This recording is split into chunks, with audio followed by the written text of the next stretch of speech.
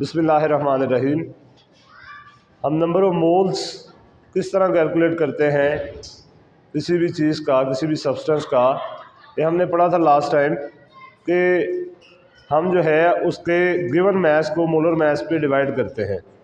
इसी तरह अगर हमें नंबर ऑफ़ पार्टिकल्स चाहिए हो तो हम उसके नंबर ऑफ़ मोल्स को मल्टीप्लाई करते हैं नंबर ऑफ़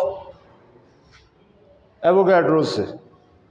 6.02 ज़रब 10 की ताकत 23 एवोगाड्रोज नंबर से जो है हम उसे मल्टीप्लाई करते हैं तो फिर हमारे पास उसके नंबर ऑफ़ पार्टिकल्स आते हैं।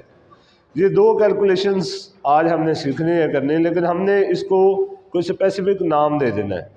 हमारा आज का टॉपिक है जी केमिकल कैलकुलेशंस। ये हमने दो फार्मूला सीखे, इससे हमने नंबर ऑफ़ मोल्स निकालने हैं, इससे हमने नंबर ऑफ़ पार्टिकल्स निकालने हैं। अभी मैंने आपको बताया नंबर ऑफ़ मोल्स किस तरह निकालते हैं, non mass of a substance divided by molar mass of the substance. और अगर हमने नंबर ऑफ़ पार्टिकल्स निकालने हैं तो हम नंबर ऑफ़ मोल्स को एवोगाड्रोस नंबर से मल्टीप्लाई करते हैं। अब इन दो कैलकुलेशंस को हमने एक नाम दे दिया।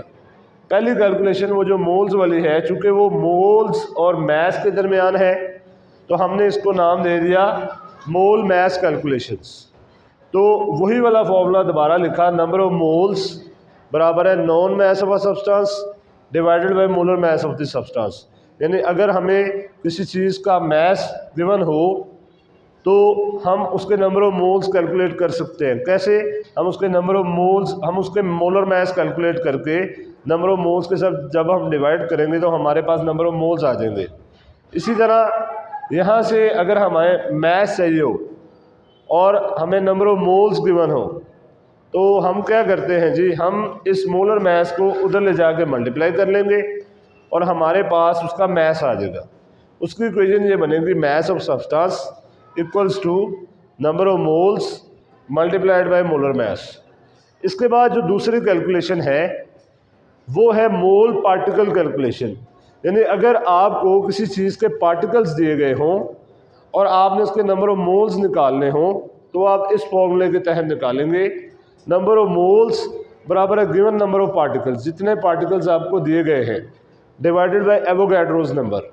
अब दूसरे स्टेप में ये भी वही चीज़ है, ये भी वैसे का वैसे ही हमने एवोगाड्रोस नंबर की जगह 6.02 ज़रब 10 की ताकत 23 लगा दिया। यानी अगर आपको नंबर ऑफ पार्टिकल्स गिवन है और आपने नंबर ऑफ मोल्स निकालने हैं तो आप इस फॉर्मूले से निकालेंगे। इसी तरह अगर आप नंबर ऑफ पार्टिकल्स निकालना चाहते हैं और आपको नंबर ऑफ मोल्स दिए हुए हैं तो आप क्या करेंगे, इस एवोगाड्रोस नंबर को इधर ला के मल्टीप्लाई कर देंगे। नेक्स्ट स्टेप में यही किया है, नंबर ऑफ मोल्स के साथ इस एवोगाड्रोस नंबर को मल्टीप्लाई कर दिया तो हमारे पास क्या आ गया, नंबर ऑफ पार्टिकल्स। तो आपने इस चैनल को लाजमी सब्सक्राइब कर देना है और खुश रहना है।